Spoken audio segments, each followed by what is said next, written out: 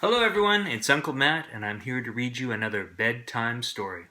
And I thought I'd read you another Easter story since it's Easter Monday and I still have Easter stories to read. And I don't really want to save it till next year. So, here we go, The Berenstain Bears and the Real Easter Eggs. Copyright in 2002, and looks like it was written by Stan and Jan Berenstain.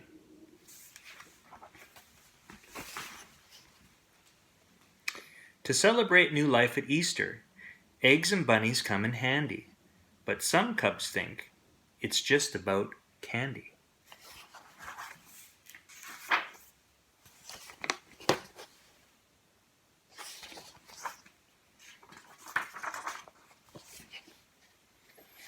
"19, 20, 21, 22, 23, how about that?" said Sister Bear.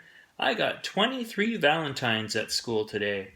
7 signed with names, 8 guess who's, and 8 swacks." Brother smiled. He knew that there were 24 cubs in Sister's class, and Teacher Jane made every cub give every other cub a valentine. But Sister was enjoying her valentine so much that he didn't say anything. Besides, he's gotten quite a few himself. "I just love holidays," said Sister. "I wish every day was a holiday. Then you could get stuff every day." "Oh," said Mama, who'd been listening. "Is that all holidays mean to you? Getting stuff?"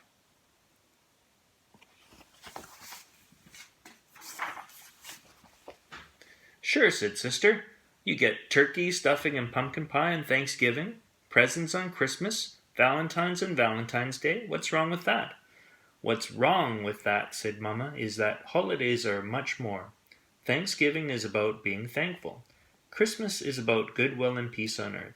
And Valentine's Day is about love and friendship." "What do you think about that, my dear?" asked Papa. Where did Sister go?" he said, looking around. "She went into the kitchen," said Brother. Which Sister had.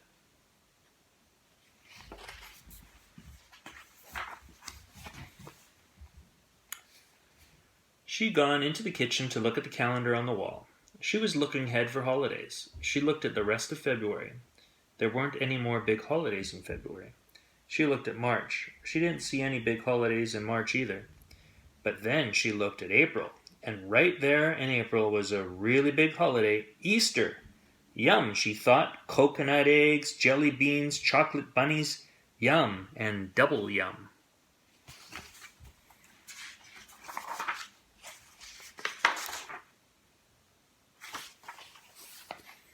That night, Sister fell asleep while visions of jelly beans and chocolate bunnies danced in her head. But it was still winter, and when she woke up the next morning, she forgot about Easter and spring because there was a new blanket of snow covering the earth. Wonderful snow to sled on, to make forts out of, to make angel wings in. But Mother Nature hadn't forgotten, and when Brother and Sister and their friends sledded and made forts and angel wings, she was getting ready for a whole new season.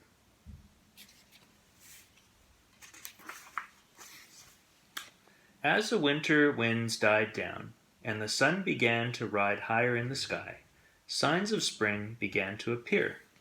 The big icicles of winter dropped from roofs and stuck like swords in the last of the melting snow. Robins began looking for places to build their nests. Blue and yellow crocuses peeped through the softening earth.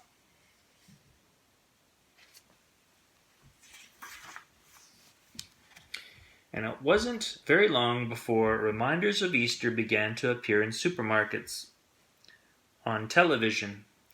But it was the big billboard in the town square that got Sister and Brother really excited about Easter. This is what it said. "Coming soon. The giant Beartown Easter eggs hunt. Don't miss it. All cubs welcome. Prizes, prizes, prizes. Delicious chocolate Easter eggs. Jelly beans, jelly beans, jelly beans. Gigantic chocolate bunnies. Every cub will win a prize. All prizes on display in window at the Beartown General Store." "Look," said Brother. "It says the prizes are on display in the window of the Beartown General Store."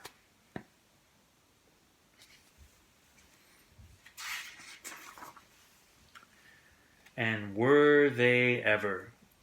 There were more jelly beans than you could ever count. Sugar-trimmed, dark chocolate, coconut-filled eggs with sugar roses and violets on them, life-sized milk chocolate bunnies, and one chocolate bunny as big as Brother Bear himself.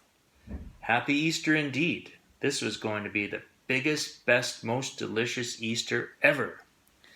Brother and sister were so excited they ran all the way home. Mama was in the tree house front yard.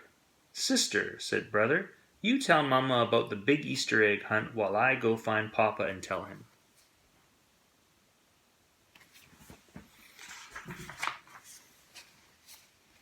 "Mama, Mama," sputtered Sister. She was so excited and out of breath she could hardly talk.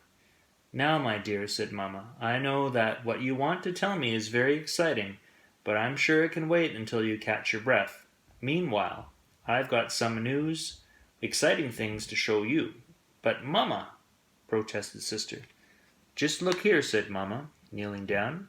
"See these little blue and yellow flowers? They're from the crocus bulbs I planted last fall. They've been sleeping under the snow all winter. Now they're the first to push up through the earth and greet the spring. Aren't they lovely?" "Yes, Mama, they're nice," said Sister. "But Brother and I were just down at the town square, and guess what?"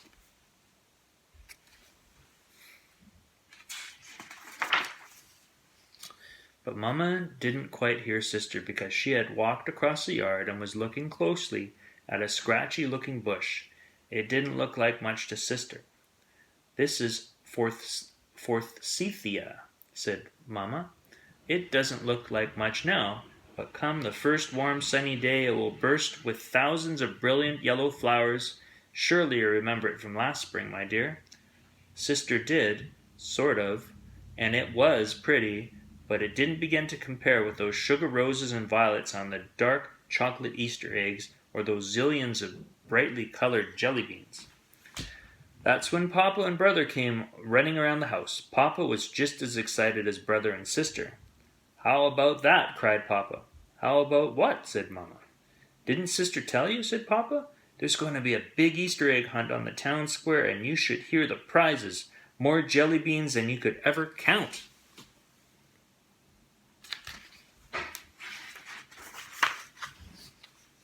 "Papa," said Brother, "all kinds of chocolate eggs." "Papa," repeated Brother, tugging on Papa's pant legs. Yes, son." "I forgot to tell you," said Brother. "The Easter egg hunt is just for cubs." "Just for cubs?" said Papa. "That's right," said Brother. "Oh," said Papa. He was more than a little disappointed. Papa was crazy about jelly beans, especially the black ones. Mama sighed. She looked at Papa and the cubs. She was a little disappointed too.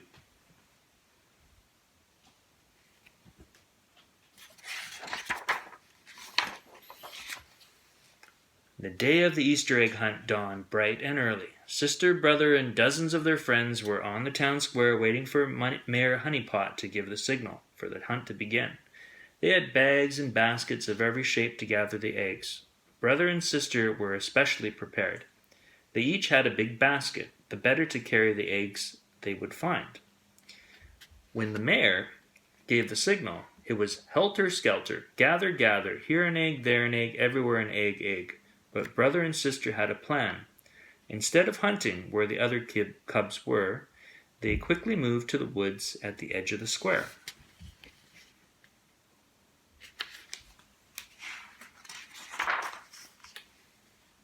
"Here's a red one, and a pink one, and a green one," shouted Sister as she popped the eggs into her basket. "And here's an orange one, and a yellow one, and a lavender one," cried Brother as he popped them into his basket. A little while later, Brother noticed that Sister had become very quiet. He turned and saw her standing ever so still looking into some bushes. "And here," said Sister in a soft, hushed voice that Brother could hardly hear, "are 5 tiny blue eggs in a nest deep in the bushes." Ever so carefully and quietly, Brother moved into the bushes and looked over Sister's shoulders at the real Easter eggs.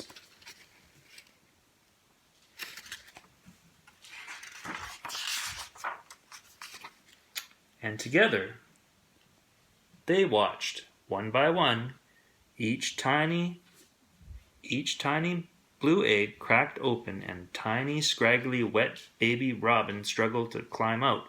From time to time, the mother or father robin came to the nest with food, worms and insects.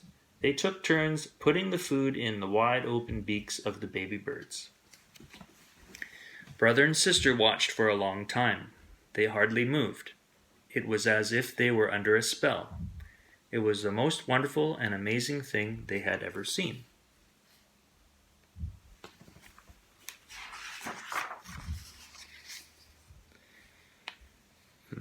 They missed most of the Easter egg hunt, but since every cub got a prize, they got some goodies for the eggs they had already gathered, a few chocolate eggs, but mostly jelly beans, which they shared with Papa. They gave him the black ones. Many of sister and brother's friends won the really big prizes, but that was okay. The sugar-trimmed chocolate eggs and the giant chocolate bunny would not only soon be gone, they would leave quite a few tummy aches behind.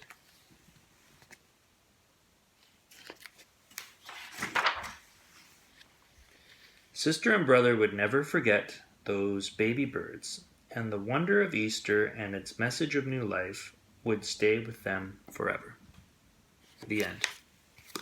That's all the time we have today for Uncle Matt's bedtime story. Hope you have a great day. I'll talk to you later. Goodbye.